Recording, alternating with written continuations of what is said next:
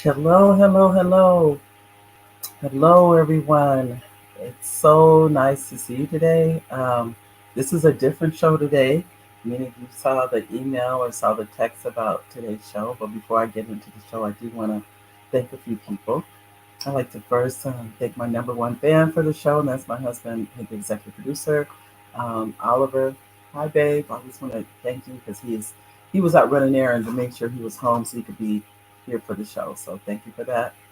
I also want to thank the ones that have been behind the show from the beginning. And one is the Idea Club, Dumas Martin Jr. Hello, Dumas. I know Dumas has been supportive since inception, also. So thank you for that. Those of you looking to have a nonprofit, a 501c3, a C Corp, or an S Corp, you want to contact theideaclub.com. Just go there, and it's nothing you could ask Dumas that he can't answer for you. So you definitely want to go there. The Henderson Real Estate Team. Those of you looking to buy or sell, contact the Henderson Real Estate Team. They can help you with that. If you're looking to write a book, it will be First Book Academy. If you're looking to publish a book, Front Page Publishing. Either one of those. And if you're saying, you know what, I would like to help in our community, but I don't know who to give to, the nonprofit I highly suggest is Main Ambition, which is there to help students that are low achieving to get across that finish line and get that high school diploma so they are now in position to get jobs with the city, the state, the county, or the federal government. For that one piece of paper, but you got to have that high school diploma in order to get those positions. Now, ladies and gentlemen, um, many of you saw today's show is different. I don't have a special guest on today. I want to talk with you about 9/11. I'm going to give you my experience before we do though. Before we get started into 9/11, I just want us to have a moment of silence, just a moment for all those lives that were lost on this one day in this country. Just one day. It was the largest loss of life um, due to an attack of the country, other than, to be honest with you, other than the Civil War. That would be the only other one. In the Civil War, we were against each other for that. But when we were attacked, it would be what happened on 9/11. So we're going to have a moment of silence to honor the loss, the lives lost on that day.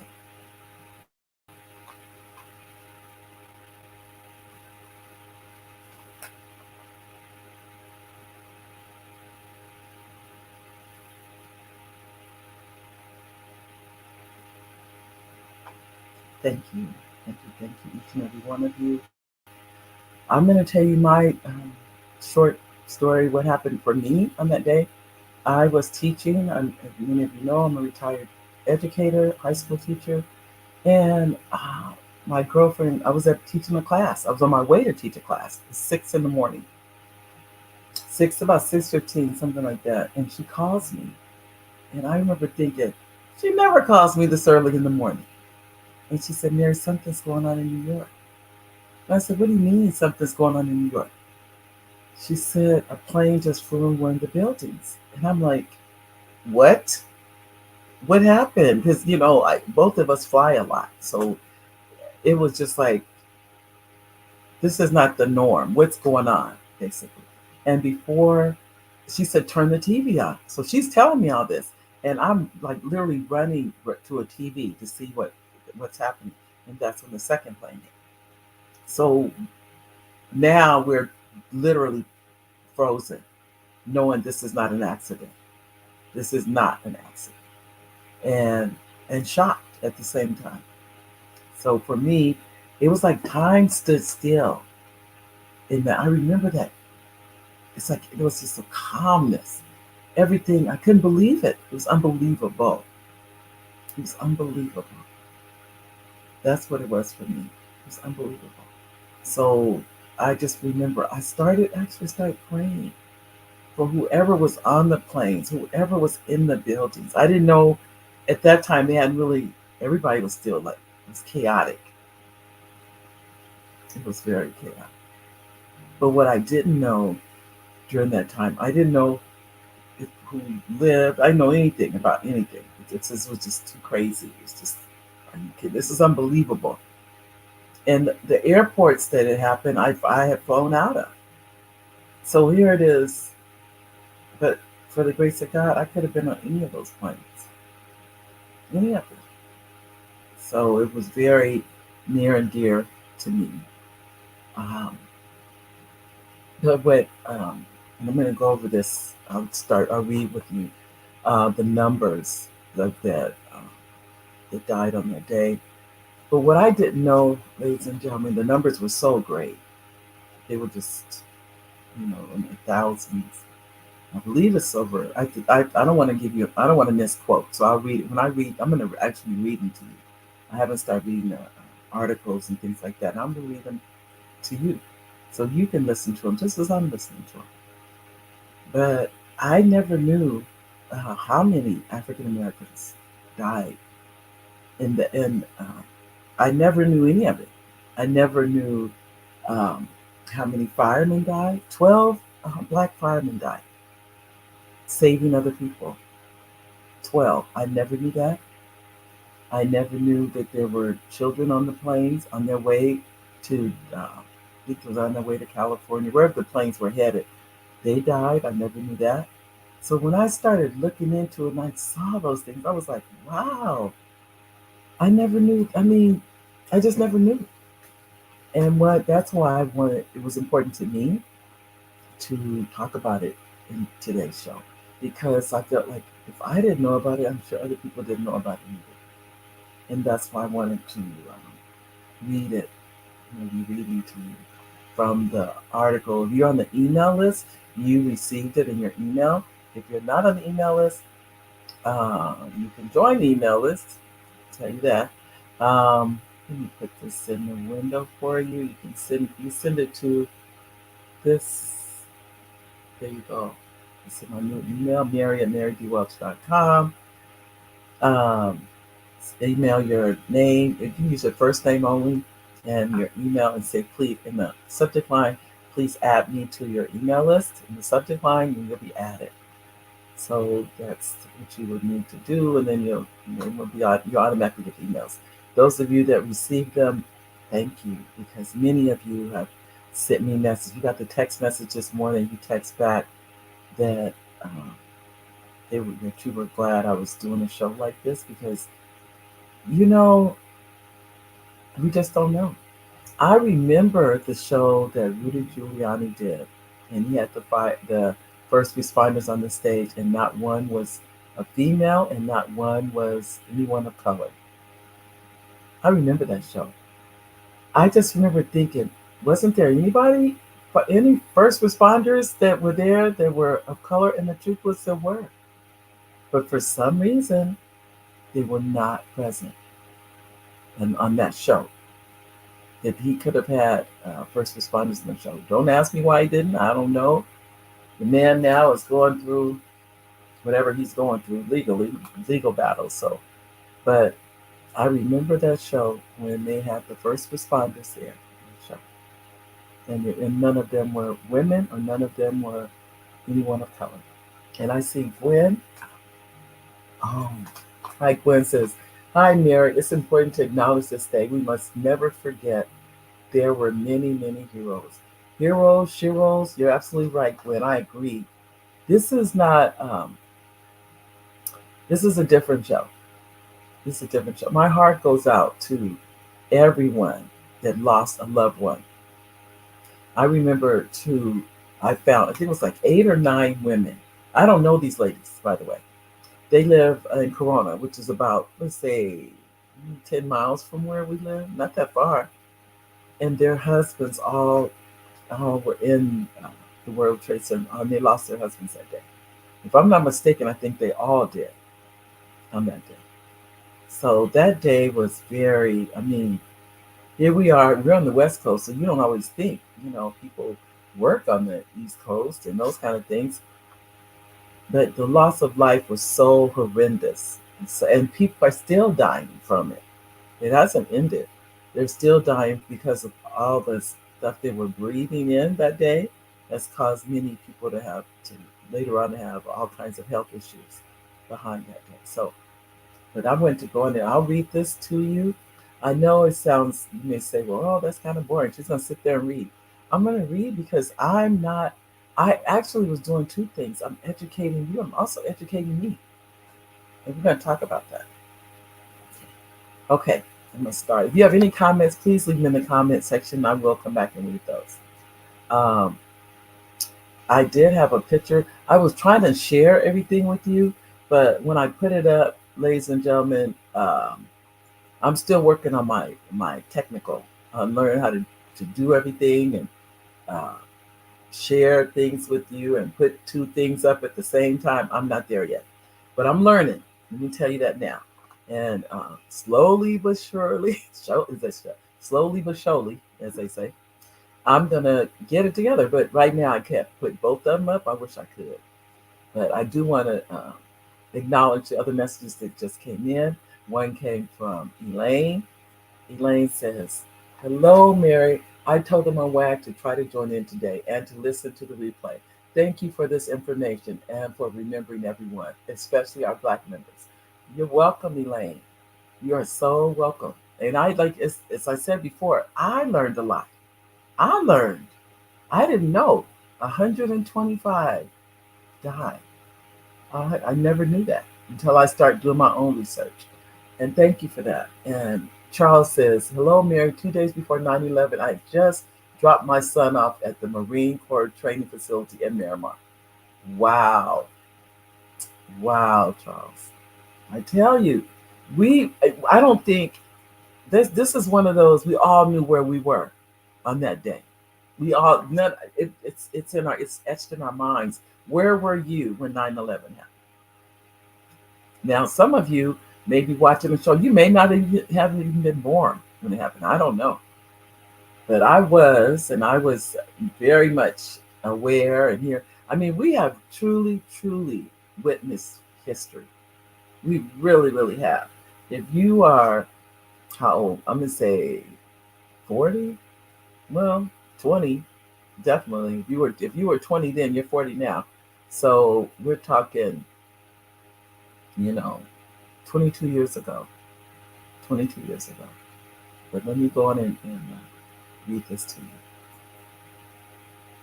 Okay, there were accountants, college educated professionals, high ranking military officers with Purple Heart medals, husbands, wives, mothers, fathers, and even children. Proud citizens living the American dream. They were also Black when they died 22 years ago on September 11th. For years, they led productive lives and managed successful careers before they perished when a hijacked American Airlines Boeing 757 smashed into the headquarters building of the U.S. Department of Defense, the Pentagon, that day. Today, 49 of the 125 victims of the terrorist attacks of the Pentagon remain a group of forgotten Americans whose names and faces are rarely shown or mentioned on the anniversary of the most horrific day in American history. This week, the nation will reach another milestone as it marks it's the 22nd anniversary of the September 11 attacks. There will be speeches, moments of silence, and reading of the names of the 9/11 Memorial Site in New York, where the World Trade Center once stood before terrorists flew two planes into them, killing 2,996 people. At the Pentagon, 189 people died after one part of the massive building was struck by an airplane. In Shanksville, Pennsylvania, 44 people died when terrorists crashed United Airlines Flight 93 in a vacant field. Many Americans may not know that hundreds of Blacks were among those who perished that day. About 267 Blacks died that late summer morning in New York City, Washington, D.C., and Shanksville, Pennsylvania, according to the Centers for Disease Control and Prevention. 215, 215 blacks died in the attacks on the World Trade Center. About 49 blacks died at the Pentagon, and 3 died in Shanksville, Pennsylvania. September 11th has grown into a hallowed, solemn day that is laced with American patriotism and reverence of the nation's military. But year after year, on the anniversary of the worst terrorist attack on American soil, news organizations run stories on the lives of the victims, many of whom were white, Jewish, accomplished, and affluent citizens who had high-paying jobs on Wall Street and in Washington, D.C. before their lives ended. The images of white businessmen escaping the twin towers of the World Trade Center injured, in suits caked with debris, has somehow given many the impression that the September 11th attacks were tragedies affecting America's upper crust and privileged elite. In reality, the attacks were a tragedy that affected all races, including blacks. In death, as in life, the black victims were also well educated black professionals and military officers. To some, it was another event that makes blacks feel less American and less patriotic about a country they spent their entire lives helping to build. On 2011, the 10th anniversary of the attacks, Time magazine published Beyond 9/11: Portraits of Resilience, a photo-rich commemorative edition. Of 64 pages, there were no photos of identifiable Black Americans. Asked about their mission on the online Black publication, The Root, a Time magazine spokesman declined to comment. In 2006, Jason Thomas, a former U.S. Marine who also helped to rescue a pair of Port Authority police officers in the rubble, was portrayed as a white actor in the film World Trade Center. But that same year, Gary Comer, a black actor, played the first officer, Leroy Homer, in United 93, which chronicles the September 11th crash in Shanksville, Pennsylvania. In 2002, the New York Times reported that of the 343 firefighters killed that day, about a dozen were black and a dozen were Hispanic. The story came amid a controversy over a decision to create a memorial site that was based on 3 white men. After the Twin Towers at the World Trade Center collapsed on September 11th, Paula Edgar from Brooklyn lost her mother, Joan Donna Griffith, according to the article in Essence magazine, on the 15th anniversary in 2016. She was in the South Tower, which was the first to collapse after both were hit. The day it happened, it was very jarring because I was 3,000 miles away from home. I was living in California, said Edgar, who had moved to California in 1997. Being so far away and knowing that everything was happening and my family was being impacted was really hard to deal with. I felt like I couldn't reach out and touch them. Phone lines were down, and the only real connection that you had was through the television, Edgar told Essence. I had gotten this 60-inch television 2 days before, so literally I saw the towers fall, really crisp and really clear, first thing in the morning on that Tuesday. Edgar said, Mother didn't have the opportunity to live her life and fulfill her dreams that she had. All 3 September 11th memorial sites have since erected living memorials dedicated to all the victims. Their names are etched in granite and marble slabs and attract visitors year-round. None have the pictures of the victims, which have helped educate future generations about the full story of the victims of September 11th. One online publication where visitors can learn the identity of the September 11 victims and their individual stories is the Pentagon Memorial Fund website. The platform has pictures and stories of every victim who died during the attack on the Pentagon. The Crusader visibly identified 49 black victims. At least 14 worked in the Pentagon. 17 served in the U.S. Army and 8 served in the U.S. Navy. At least 8 were budget analysts at the Pentagon and 4 were accountants there. 3 were teachers in the Washington, D.C. area, and 3 were elementary school students who were just 11 years old when the building was hit.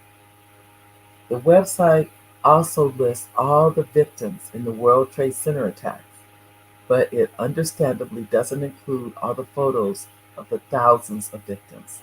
But one can get a full scope of the lives of blacks who were at the Pentagon or the American Airlines Flight 77 during the attack. The flight was scheduled to travel from Dulles International Airport near Washington, D.C. to Los Angeles International Airport on September 11th of 2001. 5 hijackers boarded the flight. One of the hijackers, Hani Hanjour, was a trained pilot. About half an hour after takeoff, the hijackers took control of the aircraft. At 8:54, the westbound plane turned to the south, a deviation from its flight plan. 2 minutes later, the plane's transponder was turned off. Radio contact was also lost. The hijacked plane traveled undetected back toward Washington for 36 minutes. At 9:32 a.m., the air traffic controllers at Dulles found an unidentified aircraft traveling cast at a high rate of speed and notified officials at Reagan National Airport. At 9:37 a.m., Flight 77 slammed into the Pentagon. The plane hit the outer wall between the first and second floors of the building. The jet fuel exploded into a fireball. A half an hour later, a section of the building above where the plane hit collapsed. By that time, most people working at the Pentagon had been evacuated. However, 125 people working in the building were killed, as were 64 crew, passengers, and hijackers on the plane. The black victims of the 9/11 terrorist attacks were for the most part remembered as nameless and faceless statistics, but they too have stories of family, career, school, of lives ripe with future plans. One black victim, Amelia B. Fields, was celebrating her 46th birthday that day. Her husband and high school sweetheart, William Fields, a retired Marine Corps Master Sergeant, slipped out of their home during breakfast to place a surprise birthday card in her car. While she headed to work at the Pentagon, where she was a civilian secretary for the Army, he baked a chocolate cake for when she would arrive home that night. Fields has not been heard from since the attack. Her husband remains certain. Her husband remains uncertain how to register certain aspects of her fate.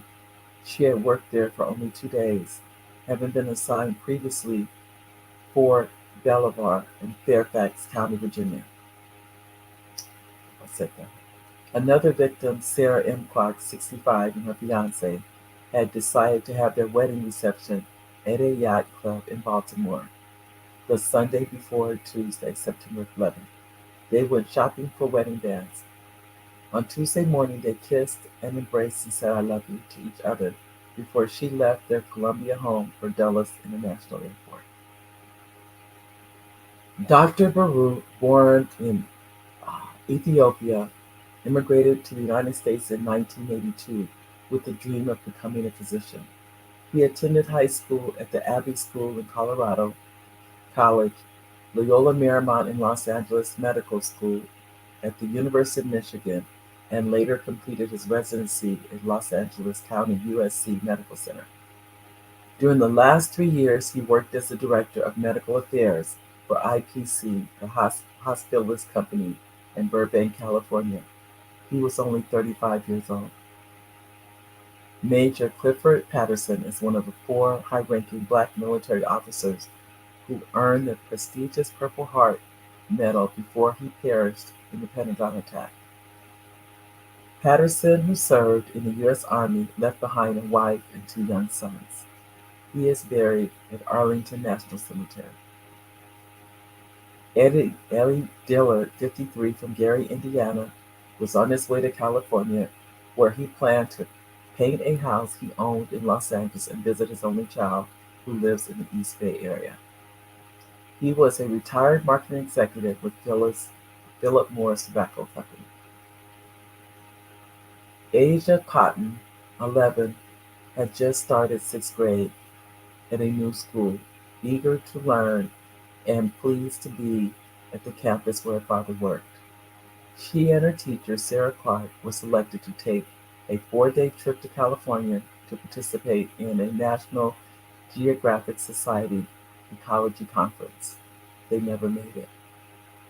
Another 11-year-old victim, Rodney Dickens, grew up in several tough Washington neighborhoods, but he always made the honor roll. His life was cut short when he and his teacher at Ketchum Elementary School boarded American Airlines Flight 77. I'm going to go back and check and see if there's any messages, and I'm going to go on.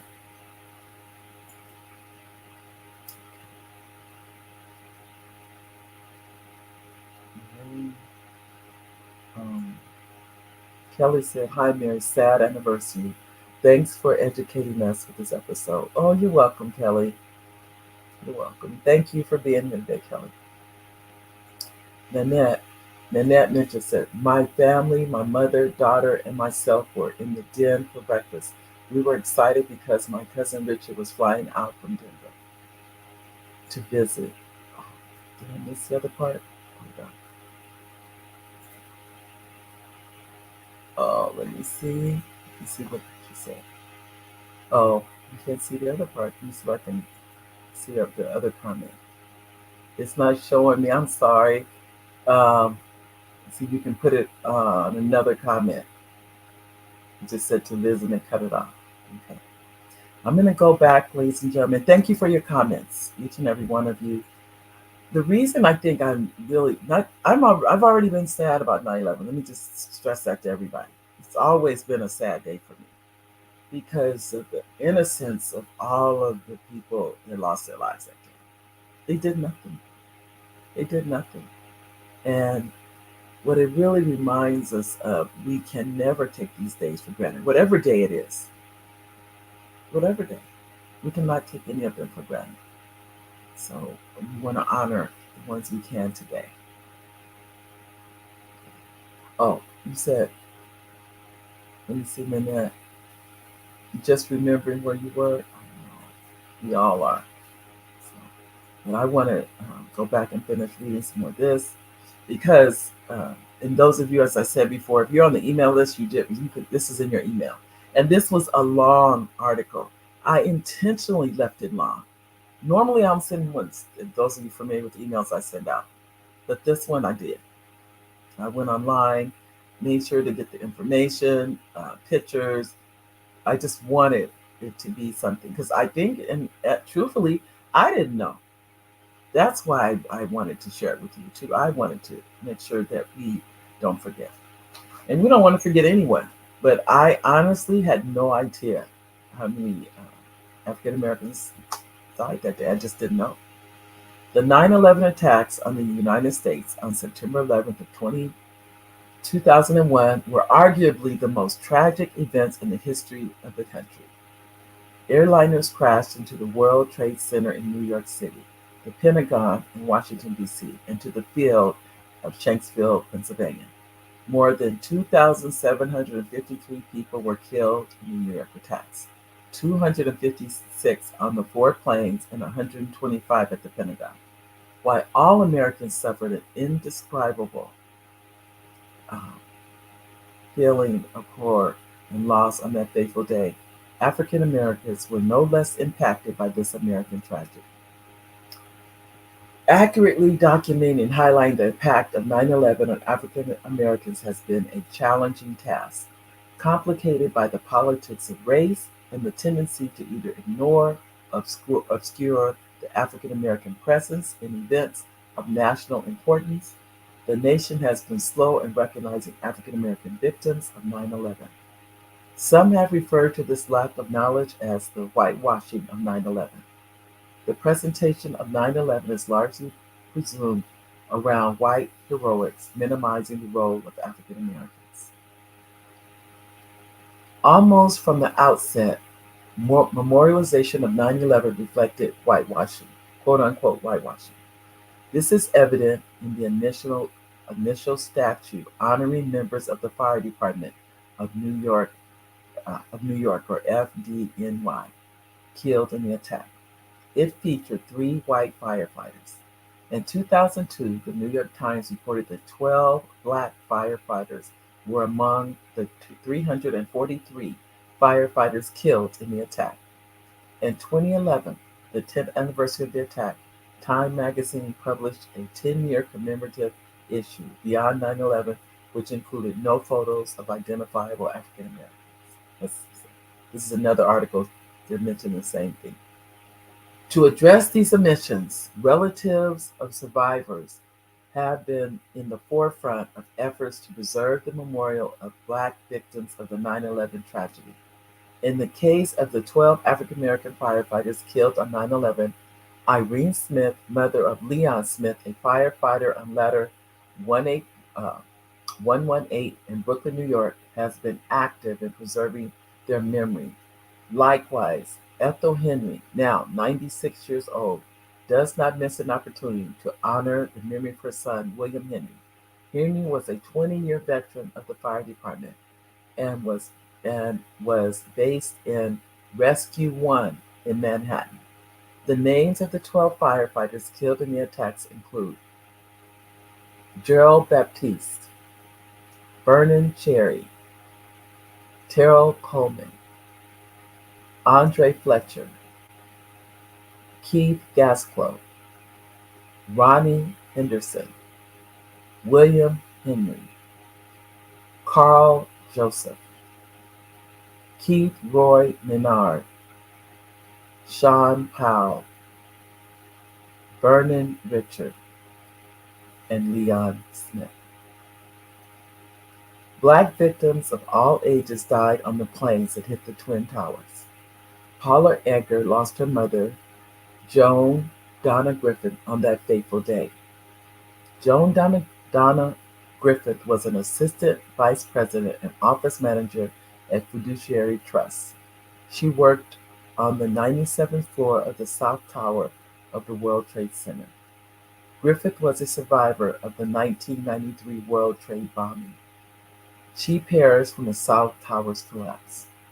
Two children, Asia Cotton and Rodney Dickens, also perished on the planes that hit the Twin Towers. Cotton had just started sixth grade at a new school.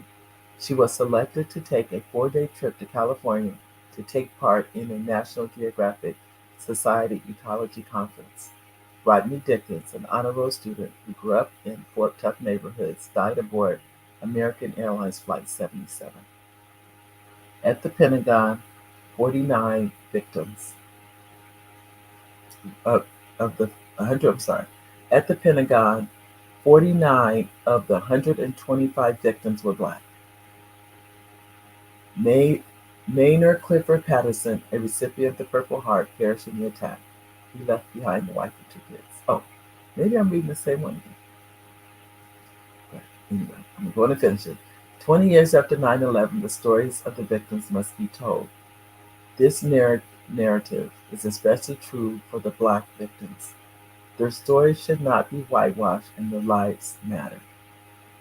They were living, breathing human beings whose lives were cut short in a senseless tragedy. If we have learned nothing from the current twin pandemics of COVID-19 and police brutality against Black Americans, we should all value human life and ensure that everyone's story, regardless of race, class, gender, and sexuality, is told and acknowledged. Let me go back, see if there's any other comments. I have to make sure. Okay. A little bit more to read. If you have any comments, please leave them in there. We definitely want to hear any comments you have about it. I I tried to show you the picture of the firemen. Well, there's a picture. It's a color picture I wanted to show you. I'm gonna see if it'll let me share this page with you. I don't know if I can or not. So bear with me, ladies and gentlemen. Now this isn't the 125, but this is, I forget what the number is. So I'm gonna try and share it with you. Let me see if it'll let me. Share screen. Will that do it? Uh, Select. Now I don't even know if you can see it. Entire screen. Can somebody type in there if you can see my screen? What you see? If you see what I see, because I have a picture of some of the people. I don't know. Well, I'm gonna go on because if it'll let me go on, I'm saying I'm gonna go on. It's like, do you know if they're gonna let you go on? Okay, here we go.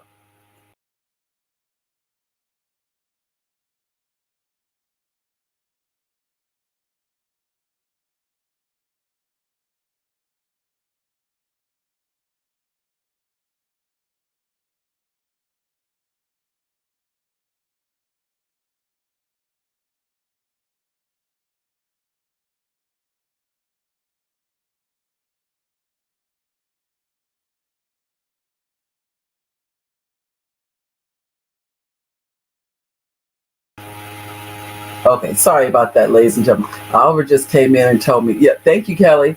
Just said, um, just came in to let me know there was no picture. So we're back. Let's see. And hi, Michael. Michael Moore says, thank you for sharing. We lost 343 firefighters that day. The Riverside City Fire Department remembered today, including all of the firefighters, men, women. Riverside City Fire Chief Michael Moore. Thank you, Michael. I appreciate your comments and thank you for coming in today. It's good to see you. And thank you, Kelly, for letting us. Oliver came in. He's right across the hall. He came in, he goes, we can't see anything. I said, okay, okay. So let me go back. But I appreciate that. Um, this has been, yeah, and you would think, you would think I knew the people. That's how much this has affected me. I just feel so full for the innocence, for kids, for the firefighters, for families, everything. Because even as I watch, we were watching like 60 Minutes last night, and they were talking about it and everything, and it's been what it resonates through this country of what happened that day. So I'm gonna go on and finish reading this and go back. I just want to let you all know that this has been, it's been, like I said, it's been hard on me. Though I may not have personally known the people that passed away that day, I feel like I do. I just feel like I do. There were 12 black firefighters. On the anniversary of September 11th, the September 11 attacks, it's important to take a moment to reflect on the lives lost on one of the most tragic days in U.S. history. In the New York City Fire Department, which is overwhelmingly white, 12 black firefighters lost their lives while responding to the World Trade Center attacks, and now their mothers are fighting to keep their sons' memory alive. This article is from the Huffington Post. It was Leon Smith's dream to become a firefighter, Smith said. Growing up in Brooklyn, New York, the family lived right across the street from a firehouse. She said she always knew just where to find her boy. He knew his he knew his calling even then, she said. Leon was the driver for Ladder Company 118 in Brooklyn on September 11th, 2001, and one of the 343 New York City firefighters to die while responding to the World Trade Center attacks. In Leon's company, this is it, she's quoting this. In Leon's company, there were 8 firefighters that got killed, Smith said. They found the remains of 6 of them. They never found my son. I have a tombstone on an empty grave, and one of these days I'll have them and I'll bury him. I'll never give up. When the towers crumbled, Smith became part of a tragic sorority of mothers whose boys grew up to be firefighters and died as heroes. But she is also part of another circle of women, a much smaller group, whose story of loss of 9/11 mirrors that of the entire FDNY family, one that is often forgotten or buried in the heaps of pain.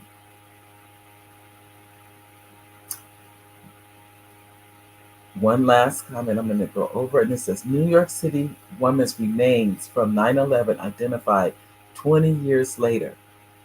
So this was in 2021 through DNA. Two victims of September 11, 2021 terrorist attacks on New York City's World Trade Center have been identified. According to local news station 12, Dorothy Morgan of Hempstead, New York, and a man not currently being named were identified via DNA removed from 2001 and 2006. Morgan, a 47-year-old grandmother, becomes the 1,646th victim of 9/11 to be identified. More than 2,900 were killed in the attack, and many of their bodies were never recovered. Morgan's identification comes just days short of the 20th anniversary of the attacks. Now, that was all I was, like I said, that was I say a lot. A lot in that, a lot I didn't know. I'm going to be honest. That's what it was for me. It was a lot I did not know. Okay, let's see. Here we go. Michael says, absolutely. We have more, but the text field is limited. We have recognized the Black firefighters within the International Association of Black Firefighters. They will never be forgotten. Oh, thank you. Thank you, Michael, for that. I'm glad to know that. And I will be contacting you for more information because this has been eye opener for me. It really, really has, because I was not aware. And I'm so glad I'm able to share this with the community, um, to let people know that they are not forgotten and we have not forgotten them. And then Nanette, you wrote, I have not thought about how this impacted the Black community, but your program today is inspiring to seek more knowledge of those we lost. Thank you, Nanette. And I'm gonna be honest, when I started looking into it, I was shocked. I'll tell you the truth. I was shocked. I was like, I've never heard of this. I never heard anything. So not that I didn't think that any, Black African Americans, none of us died. I just never knew. And it was never really brought to me. I never really saw anybody of color. That's the truth of the matter. I never saw it. Maybe you guys have. I just didn't see it. But it was, when I started looking into it, I was shocked. I'm just gonna be honest with you. I was shocked. I was like, what? And I said, why am I just now hearing about this? But anyway, here we go. But Michael said, oh, that's what you already read. I'll make sure I got the comment. Okay, Michael. I'm just being honest with you, ladies and gentlemen. And I was so disappointed that I'm just 22 years later, I'm just now really realizing this. 22 years later. Now I'm realizing, oh, there were Black people in there in the planes and in the building. I just didn't know. And I just didn't know where I hadn't seen. I distinctly remember seeing Rudy Giuliani on Saturday Night Live. I remember that show. I remember the show. So think about how that show impacted me. But I never saw anybody that looked like me up there that I could make that connection. They were also they were a hero, or somebody that looked like me was even involved in 9/11. So for me, it was an eye opener, and I'm so glad to hear. To know that. Michael Moore, the Riverside City, the chief of the fire department for the entire Riverside City, is saying they're not forgotten. Now you may not know about it, but we knew, and they're not forgotten. So I just wanted to And as I mentioned, the two of us are going to talk, and maybe we can do something to make sure this gets out more into the community. The information I'm sending out, ladies and gentlemen, I can't thank you enough. Many of you do what I ask you to do, which is share it. There's no way for me to know everybody you know. But one thing I've learned, we all have, they call them tribes now. We all have those spheres of influence. And when you share something, people, they will trust you before they trust me because they don't know me. But when you share it with your friends and your families and your coworkers and say, did you know this happened? Or are you aware that this went on? And I try to do my homework before I send anything out. Um, if I do something that's not right, I don't have a problem. Let me know. That's why I put my email up there. I want to know. I don't want to send anything out that's not 100%. I do not, because I understand people are taking this information and they're sharing it. They are. That's one thing I will say. You guys are doing a really good job of that. So I'm gonna give you a 2 thumbs up. Ta-da! Can you see those 2 thumbs? And you're doing an excellent job, because I have people contact me and they'll say, "How do I get on your email list?" And my friend told me, I get and the text messages, everything. It is you that makes a difference. It is you. We are in this together. Um, I realize I'm still teaching. I'm still teaching. I retired 12 years ago, almost 13 years, I think now. Here it is, and I'm still teaching. And whatever I can do to teach, that's what I like. I love doing that, to share with our community, still educate. And hi, Sheila. It's good to see you. I miss you, Sheila. I just want you to know. So, but I will tell you, ladies and gentlemen, this is you. You are what makes the show. You what makes all those emails. You fill my heart with how can we be better together? How can we educate our community? How can we move in a positive direction? And that's what this is all about. Because as I learn, I bring somebody with me. That's why you see on the emails, I say, please share. That's why you see on the text, I say, please share. Because what you're doing when you share it, you're bringing someone with you. You're educating someone else. That's just how this world works. What is it? Each one teach one. That's the key.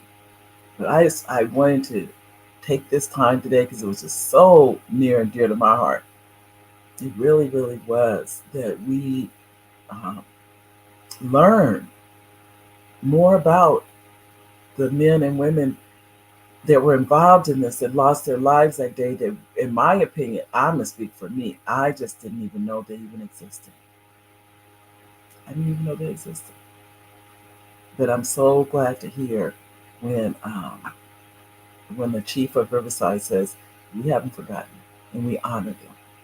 And I'm glad to hear that. And Nanette says, I will also be sharing this particular program with some of my friends who are deeply interested in daily Black history. Good. Please do. Please do. And if they have something they want to share, as I put it up, thank you, Nanette. Thank you for that. I don't mind. They can email it. When I can get it out, I'll definitely try and get out to the community. My local chapter, Delta, this is from Elaine Wilson. This is our resident scholarship go-getter. She's going to be on the show pretty soon. She's coming on too. My local chapter, Delta Rho of National Society of Delta Phi Kappa Incorporated, hosts a Black History Bee yearly. The Black History Bee packet for our youth in grades 3 through 8 teaches about us. And you're going to add this? I know you should, Elaine. I'm just like, wow, as I said before. And then Gwen said, it was worth the time spent. We must never forget. I agree, Gwen. That's how I feel. I feel that to forget, then that's when when someone is really gone. Never to forget, then they're never gone. They're never gone. As long as we remember, as long as we acknowledge them. And Elaine says, we will be including this information moving forward. Good, Elaine. Thank you. I just think it's just so, so important. Did I include your comment, Gwen? I hope I put it up there. I don't know if I did. I just want to make sure I put it up there. I'm so glad because I don't want us to forget. I don't want us to forget. This is a part of history we need to definitely remember. We need to acknowledge and as I said before, I'm going to be talking to Chief Moore after the program, but maybe not today, but sometime about when they honor. Is that something that I don't know if people can attend? I don't know. I don't know what the, but I just want to definitely find out uh, on how we can do something to honor those 125 individuals because to my if this like if I'm thinking I didn't really know they existed, I'm pretty sure a lot of other people feel that way. I can't be the only one. So that's other people that didn't know the same thing. They just didn't know they existed. They just didn't know. So I would like to change that. That's what I'm trying to do. I'm doing my part to change it. I guess that's what it is. So um, and we can make those changes together for sure, for sure, for sure. But I wanted to go over. I say go over this to make sure as the audience for the Mary D Talk Show. And those of you that are here and those of you that watch the replay, I forgot to thank you guys. Did I forget to thank you at the beginning? I was so anxious to get into the story today and to what we were talking about. But I do want to thank you, live viewers. Thank you for coming to the show. Many of you have been here since day one. I can name you, and they are definitely Gwen and Elaine. And I can tell you the ones that have been coming, and I appreciate each and every one of you Nanette, Kelly, Michael, all of you. Charles, I can't thank you enough. I hope I didn't miss anybody. I'm going right through here.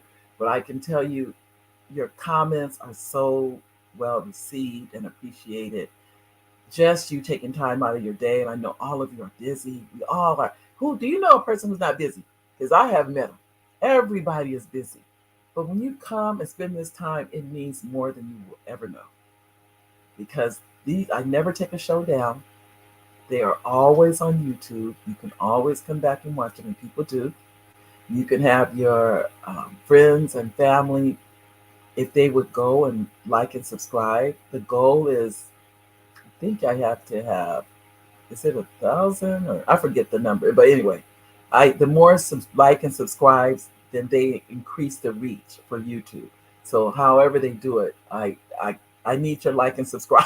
Let me say that. Oh, Michael, thank you. Michael says thank you again for bringing this topic. I have a two. Okay, you have a 2 o'clock. I need to dip out, and I'll be in touch. You're welcome. That's the chief of Riverside Fire Department. Thank you, thank you, thank you. I appreciate you, Chief Moore. So keep that in mind, ladies and gentlemen. If you would have your friends and family go to YouTube for the Mary D Talk Show and subscribe, like and subscribe, what YouTube does is they show it to more people.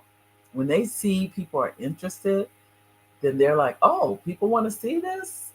Then, okay, then we'll show it to more people.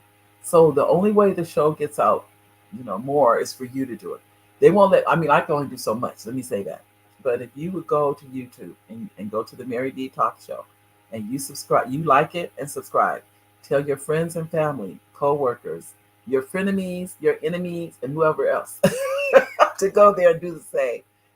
That's how the show gets out to more and more people. And you let them know, go see the Mary D Talk Show. And if they, even if they're seeing them, even if they don't see the show and they go there and they subscribe, that still matters. They can subscribe to it. If they say, well, I don't have time to watch the show, it still matters. They're looking to see how many people have subscribed to the show. YouTube wants to know. So it does matter when you subscribe. It does matter when you like. It does matter. Even if you say you like a certain show and you're already subscribed to the YouTube channel, that's still good. They're all of that. They want to know if you like what you see. If you like what you see. We have coming next week a young lady. She's vice president of a production company. And I'm really excited about having her because to be in her 30s and you're a vice president of a production company. That in itself is phenomenal to me. And she's an excellent, excellent writer, producer. Just really have taken this area by storm. I'm really proud of her too. But I just say this. I think you'll like the show next week. But like I said, I think the goal for the show is to bring you. These are, if you notice, for the most part, these are people you may never ever hear about. You may never have heard their names, don't know anything about them, but you learn from them. All I do is really ask. So if you know people that you think would be a good guest on the show, please send an email with their name and contact information. Um, when I have a couple of assistants, they'll get in touch with you, either Jocelyn or Vanessa, and they will contact you and let you know that if you know what's available, the availability to be on the show. So I just want to make sure I went over that with you. So those of you say, how do you get on the Mary D Talk Show? You will send an email, Mary D to Mary and Mary D Welch, and either Vanessa or Jocelyn will contact you after that and tell you how to become a special guest on the show. From being a special guest on the show, you get your name. Many of you see the emails that go out. That's in the thousands, the text messages in the thousands. And so you get a lot of publicity for those of you that would be interested. I just wanted to make sure I went over that with you. I know we're getting short on time, but I do want to thank you, thank you, thank you. This show has really, really been close to my heart. It really has. So I just wanted to share that with you. But we're definitely going to look into seeing some type of way doing more acknowledgement for especially the firefighters that lost their lives, the first responders, and we have the other innocent victims from 9/11 that are black that may not have been acknowledged. And Gwen said, "I just like to subscribe. I usually watch on Facebook." Okay, thank you, Gwen. So you see the comment, ladies and gentlemen. You see she liked and subscribed. So thank you, thank you, thank you. But we will be back again, God willing, ladies. This is my parents say. Would say, God willing, if the creek and if the creek don't rise. Those of you from the South know what that means. So, but that's what they would say. So we don't expect any creeks rising, but we do know that we take life one day at a time. For those of you who've been following me, knowing about the book, Bradley can't find his pants. Let me just say this: it's almost done. Except it's in Spanish and English. That took a while, to be honest with you. So that's done. Now we still got it's still some other things. Now it needs to be an ebook and a Kindle version. So it takes time. Remember, it's in two languages too. So you need an ebook in Spanish and English. You need a Kindle in Spanish and English. But all of that, the goal is to get all of that up before October 1st. But I'll notify you once it goes up on Amazon. Bradley can't find his pants. Our son's, the middle son is Bradley, and the book is dedicated to him. The other two books, Peyton, the Pink Whale with the Yellow Tail, is named after the oldest son, Peyton, and Justin can't find his tooth. Justin lost his tooth. Justin lost his tooth is named after the youngest son, Justin. So we do have some more we have to name too, after other kids and grandkids and all that fun stuff. Oh, Sheila. Oh, thank you, Sheila. Sheila says, thank you for everything you do for us. You are very much appreciated. Oh, thank you. And I'm telling you guys, don't make me cry. I'm already getting emotional from this. That's for sure. This has been, I'm telling you, would think I know. You would think I personally know the people involved. That's how this has affected me. Oh, thank you, Nanette. Thank you. This was my way of honoring them. How can I honor them? I can do a show just for them. So thank you. So I see you in a week, ladies and gentlemen. Thank you again for being live. Remember, share the show. Tell your friends. Tell your family. Tell everybody to come and watch. Or they can watch the replay. They don't have to watch the live. They can always watch the replay. It's always there. And it's definitely appreciated that you guys do that. So thank you, thank you, thank you, each and every one of you. I will see you in a week. God bless you. Bye, everybody.